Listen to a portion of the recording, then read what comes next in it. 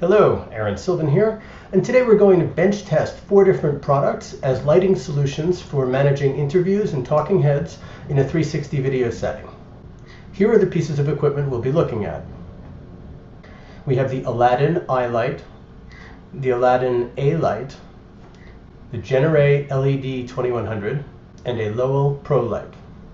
Of these choices, the Aladdins are more expensive, but they have bicolor lighting, so you can adjust the color temperature, and also they have dimmers so that you can adjust the brightness overall. The Genaray is much cheaper, but there's no adjustment for color temperature, no adjustment for dimmer. Those 3 LED solutions are all battery powered, and there are ways that you can completely conceal all 3 of them from your video, which I see as an enormous plus. The Pro light is something you need to plug in, which makes it less convenient to use on a mobile shoot. And also it's large, which means it's going to end up in your shot. So it does produce a lot of light for not much money, but there are other issues, as you'll see. Just to give you a sense of pricing, I'll show you these items where you can order online. The eye light is $161. The A light, which is much larger and more powerful and comes with its own diffusion screen, is $472. To me, this is a lot of money for a small light, but you can judge for yourself when you see the bench test. Genaray is super cheap at $30, and this is the Pro light that we've been using at $125, plus the barn doors that you'll really need for it at $31.50. So together this comes to $157. The first example I'll show you is inside a conference room in a co-work facility. All right, so once again we're back. Here we have no light at all. Now we're going to try the Genaray. Now we've got the Genaray light on me. You can see about how much range that light has. So this is the Genalight. This is nothing.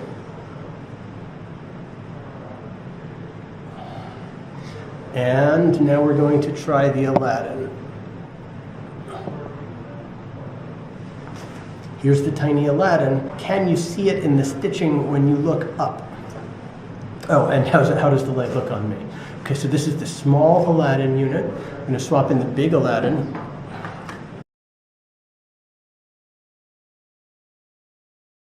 There's the big Aladdin with diffuser.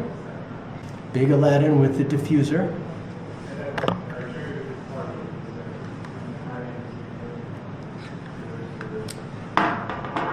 Here's nothing. Here's the cheap little Genaray.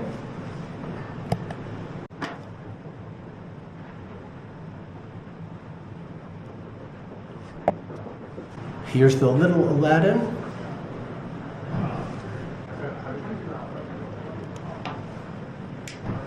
There's the big Pro light, really close, definitely hurting my eyes a lot.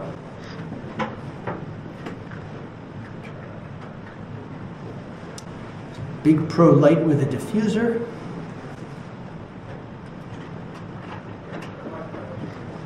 Big Pro light with a diffuser much further away from me now. Big Pro light with no diffuser. Really, even though it's further away, I still can't handle this. And then we'll go back to nothing. And now nothing at all. I hope that was helpful. Let's take a moment to talk about how we attach the lights. Here's my 360 rig, and here's the Aladdin eye light, the small one. And what I've done is to put some Velcro on the top of this strap that connects the 2 Pix Pro cameras. I added this Velcro here, and I put the other half of the Velcro onto the bottom of the eye light, and it attaches like this. It's a little bit wobbly, so not a perfect solution, but it's steady enough that if the camera's on a tripod and it's sitting on a table, you can use this and it works. And of course, the field of view of this camera is at an angle like this, and the field of view of the rear camera is at an angle like this. So this little light in between is concealed. The smaller Aladdin I attached with Velcro. The larger Aladdin I just rested on top of the unit. Here's what it looked like. The Genaray comes with this arm mount, and what I did was to position it exactly between where the cameras are. And I was worried that it would end up inside the shot because of the camera's field of view, but as you can see from the video I produced, it is possible to completely hide this. There are some other issues. You can't adjust the brightness. The color temperature matches daylight, but if you're using it indoors, you probably don't have daylight color temperature. So I don't know. I love the price, but I found it difficult to get the result that I wanted out of this product. Now when I do these videos for you, I've got some lights on me. So let's see what happens if I turn them off. That's one. That's the other. And here's how my videos would look if I shot them in my office with no added light. Here's the eye light. I'm going to turn that on. And here's what the eye light's doing for me in my office setting from maybe 16 or 18 inches away. To me, it's not perfect, but it's really small, really easy to fit into a bag, and if it makes the difference between having a dead subject or being able to put a little bit of light on it, I think that's tremendous. So I'm very happy with this product. Okay, let's move on. That conference room was fairly dimly lit, and so is my office when I don't have these lights on. So I did one more test in a kitchen area that has a little bit brighter lighting. Hi, right now I am 2 hands from the lens. And right now I am 3 hands from the lens. This is a poor lighting situation. Now we've got the Aladdin on the lens. I am 3 hands away from the lens looking into the Aladdin. Now we're testing the diagonal range of the Aladdin. I am off to one side. And this is where the other half of an interview would be. So the person would be facing like this. Well, I mean, yes. And the interviewer would be facing like this. So the question is, at this distance, is the Aladdin helpful? This is what it's like without the Aladdin.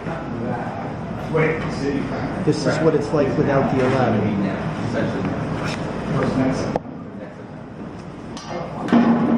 We're also going to try bringing it in tighter.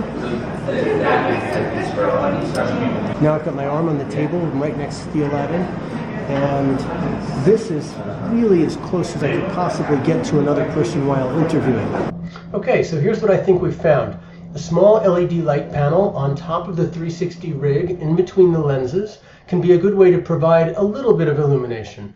It probably won't spread widely enough for an interview with 2 subjects, but for one person facing into the camera from a short distance in a room where the lighting isn't very good, it can make a pretty big difference.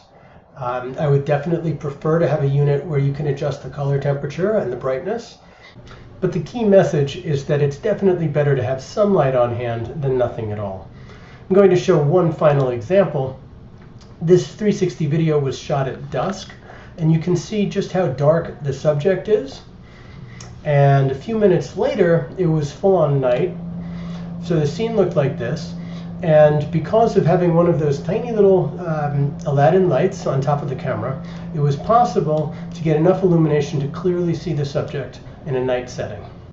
Okay, once again, I hope this was useful, and if there's anything I can do to help with your projects, feel free to reach out to me directly.